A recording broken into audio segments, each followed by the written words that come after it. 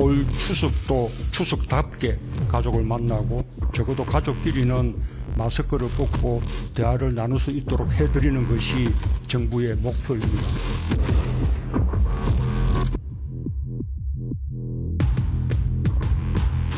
이번 추석 연휴에 다시 수도권에서 비수도권으로의 감염 확산이 발생한다면 4차 유행은 더 길어지고 보다 심각해질 수 있습니다.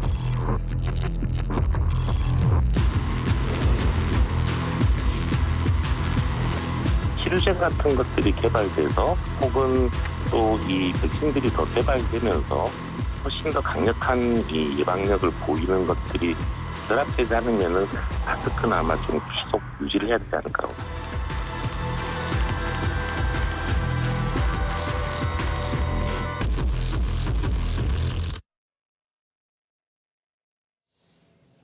네, 국내 코로나19 4차 대유행이 지금 2달째 누그러지지를 않고 있는데 오늘 0시 기준으로 신규 확진자 1,865명 발생을 했습니다. 자, 이 가운데서 국내 감염의 74%가 지금 수도권에서 확인이 됐는데요. 이 지금 재확산 국면에 진입한 것 아니냐도 이런 우려도 지금 나오고 있는 상황입니다. 먼저 코로나19 관련해서 짚어보고 또 사회 이슈도 살펴보겠습니다. 네, 천은미 이대 목동병원 호흡기내과 교수, 승재현 한국형사정책연구원 연구위원 나오셨습니다. 안녕하세요. 안녕하세요. 네, 안녕하세요. 자, 천은미 교수님, 지금 서울이 나흘째 600명을 기록하고 있고요. 전통시장 방역이 지금 잘 안 되는 것 같아요. 이 상황을 어떻게 봐야 됩니까, 지금? 추석을 앞뒀는데. 지난주에 이제 방역을 완화한다는 얘기가 있었고 벌써 네. 일주일 사이에 이동량이 증가를 많이 했습니다.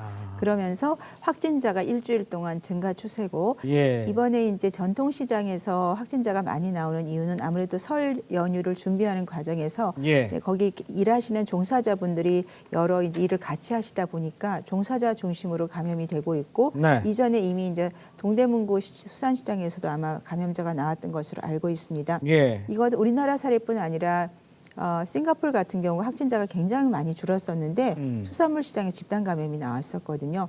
그런 식으로 많은 사람들이 모여 있는 곳에 감염이 될 수 있고 그래서 정부에서는 추석 연휴에 이런 시장에서의 집단 감염을 조금 감소시키기 위해서 네. 찾아가는 선별 진료소라고 해서 두 군데를 만들어서 거기에서 일하시던 종사자분들이나 접촉을 했던 분들을 조사를 하고요. 예. 또 24시간 방역 수칙을 지킬 수 있게 특별 그런 감시반을 만들고 있습니다. 그러니까 두 가지를 통해서 이제 방역을 강화를 하고 있지만 이러한 사례는 앞으로 추석 전후로 계속 나올 수 있고 네. 사람이 모이는 곳에는 다 발생할 수 있다는 걸 알아야 되기 때문에 대부분 이 종사자들 중에는 분명히 증상이 있었는데 아마 그거를 조금 간과하고 접촉을 했을 겁니다. 대부분 감염이 되는 이유는 바이러스 양이 많은 분들이 감염을 시키기 때문에 본인이 재채기라든지 콧물이나 두통 이런 것이 분명히 조금이라도 있었다면은 절대로 같이 접촉을 하지 말고 검사를 먼저 받는 것이 가장 필요합니다. 알겠습니다. 네, 정부가 계속해서 이동 자제를 권고하고 있지만 이번 추석 연휴에 이동량이 좀 늘어날 거다 이런 전망이 높습니다. 그렇죠. 그런데 정부는 가족 모임 허용 인원을 8명까지 늘렸거든요. 확진자 수가 꽤 심각한데 이런 조치는 괜찮을까요? 이제 휴가철이 때 많이 수도권에서 늘었다가 그 는 수도권이 비수도권으로 가서 비수도권이 늘면서 확진자가 많이 증가를 했었죠. 그러니까요. 네, 그리고 다시 비수도권이 안정화되면서 수도권으로 다시 올라가게 됩니다. 예. 그 패턴이 아마 이번 휴가철이 아닌 이 추석 방역 때도 분명히 나올 거기 때문에 지금 이미 수도권이 확진자 수가 600명을 계속 넘고 있지 않습니까? 예. 그 말은 이 수도권의 확진자 수가 분명히 비수도권 내려갈 수 있고 그러면 이걸 어떻게 할 것이냐. 네. 예. 네, 우리가 꼭 내려가셔야 되는 분 내려가셔야죠. 부모님을 뵈야 되니까. 이제 부모님을 뵈실 때 8명까지 만나실 수가 있습니다. 가족은 집에서. 그 경우에 뭐 대부분이 저는 한 4명 이상은 백신 접종을 하셨겠지만 예. 백신 접종을 하신 부모님들은 이미 접종한 기간이 좀 오래 지나셨어요. 그렇기 때문에 면역이 많이 떨어져 있는 상태일 수 있어서 돌파 감염이 될 수가 있습니다. 아하. 그렇다면 만나러 가는 젊은 분들이 내려가기 전에 검사를 꼭 해주시고요. 내려갈 때 네네. 선별 진료소도 있고 또 자가검사 키트도 바이러스 양이 많을 때는 거의 양성이 나옵니다. 네. 그리고 만나실 때도 8명이 한 번에 식사를 하지 마시고요. 나눠서. 그렇죠. 나눠서 식사를 하는 것도 굉장히 효과적이고 예. 그리고 식사를 하지 않을 때는 반드시 마스크를 착용해 주시고 예. 다시 부모님을 뵙고 온 다음에 또 검사를 한번 하고 이렇게 2번을 검토를 하게 되면 확진자가 상당히 줄 수가 있습니다. 알겠습니다. 자, 백신 접종을 빨리 하는 것도 무척 중요할 것 같은데 네. 지금 뭐 모더나 화이자 자꾸 들어온다고 하니까 이걸 이제 뭐 잘못 접종하는 경우가 생겨서 이제 걱정 많이 하고 있지 않습니까? 네네. 또 다른 걸로 교차 접종하는 일도 벌어지는 건데 그건 괜찮습니까? 어떻습니까? 이제 교차 접종이 허가가 된 것은 아스트라제네카 접종을 한 후에 파이자만 지금 그렇게만 연구- 접종한 그렇죠. 거. 그런데 지금 보니까 모더나 후에 아스트라제네카, 그다음에 파이자 후에 아스트라제네카 거꾸로 지금 접종을 하는 경우가 네. 있어요. 근데 어허. 그 경우는 권고가 되지 않습니다. 왜냐하면 아스트라제네카 후에 파이자를 접종한 이유는 희귀혈전을 예방하는 목적이 제일 네. 컸거든요. 예. 그러니까 그걸 반대로 하는 건 당연히 안 되고 아. 또 연구가 있었어요. 4가지로 다 나눈 거죠. 파이자, 화이자, 모더나, 예. 화이자, 아스트라, 화이자 이런 식으로 나눴는데 네. 아스트라제네카 접종을 나중에 하고 파이자 접종을 먼저 하는 경우가 지금 반대로 되는 거죠. 그러니까요. 그런 경우에는 항체 형성이 적게 됩니다. 오호. 그러니까 부작용은 많고 항체 형성이 적기 때문에 절대로 그렇게 반대로 교차 접종은 권고되지 않고 있고 네. 교차 접종을 그렇게 반대로 한 경우에는 재접종을 권고되지 않습니다. 아. 하지만 예. 그러니까 말씀하시는 건 제가 만약에 화이자를 맞았다. 그러면 교차 접종을 생각하지 않아야 되는 거죠. 화이자는 그러면 화이자로 맞는 것이 맞는 것이 맞습니다. 맞고요. 네. 예, 알겠습니다. 네, 그러면 또 오접종이나 이 보관 오류도 계속해서 나오고 있는데 네네. 그러면 이걸 막을 방법이 좀 있을까요? 좀 대부분 지금 오접종이 나오는 이유는 특히 유효기간이 요새 많이 좀 늘어났고 네, 네. 연장된 것을 맞고 있는데 그런 경우는 사실은 얀센 같은 경우도 2배 이상 연장 기간이 허가가 FDA 됐었거든요. 그래서 1, 2주 정도 유효기간이 지난 백신을 접종한다고 해서 큰 문제는 되지 않을 겁니다. 물론 예. 안정성은 정부가 검토를 꼭 해야 되고요. 네. 그러한 경우는 3, 4주 후에 재접종이 권고가 되지만 본인이 접종을 거부할 경우에는 네. 접종을 인정하는 걸로 되어 있고요. 우리가 이런 걸 예방하기 위해서는 접종을 하시는 그 접종자분과 그다음에 그 관리하는 그 백신을 관리하는 분이 조금 나눠져야 되고요. 네. 최근에 정부에서 그 박스에다가 네. 밖에뿐 아니라 안에도 유효 기간을 명시를 하기 표시하게. 때문에 매일매일 열어볼 조금 때마다 더 확인할 수 나아졌네요. 있고 네. 72시간 전에는 알람을 주기로 했습니다. 그래서 좀 더 아마 그 백신에 대한 오용 그 네. 확대는 조금 줄 것 같습니다. 알겠습니다.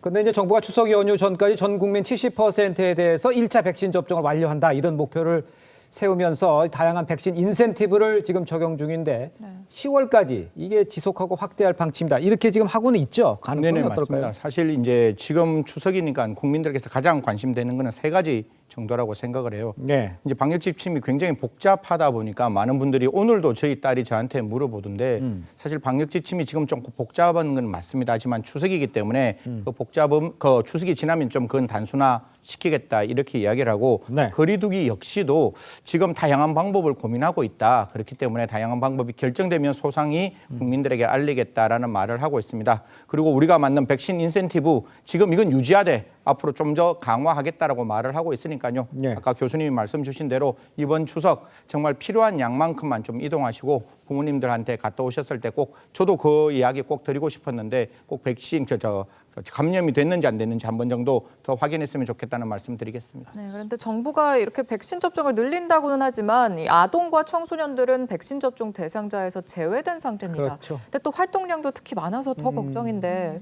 어떻게 조심해야 되나요? 지역세 확진자가 늘면 학생 감염은 당연히 늘게 되어 있고요. 이제 그 사례가 학교랑 지금 학원에서 감염이 많이 나오는데 네. 학원이나 학교도 대부분 이제 좀 고등학생 같은 경우 증상이 있는 경우 많거든요. 증상이 있을 때 또 학원을 갔고 분명히 조금이라도 증상이 있으면 등교나 학원을 가면 안 됩니다. 그리고 바로 검사를 해야 되고 PCR 검사가 시간이 어렵다면 자가검사 키트도 굉장히 효과가 좋아요. 이럴 경우 사용하시면. 예. 그리고 한 가지 이제 조금 이런 학교나 이런 감염을 막는데 가장 효과적인 방법은 미국하고 영국 사례를 비교해 보면 네. 미국은 확진자가 지금 한 달 전에 비해서 거의 5배 이상 증가를 하고 있는데 네. 영국은 도리어 지난해보다 학교 감염이 줄고 있습니다. 예. 그 이유는 영국은 학교 등교 전에 반드시 집에서 신속항원 키트를 검사를 합니다. 일주일에 2번. 그래서 그것이 감염자를 학교를 가지 않게 하는 네네. 방법이기 때문에 예. 효과가 있겠죠. 예.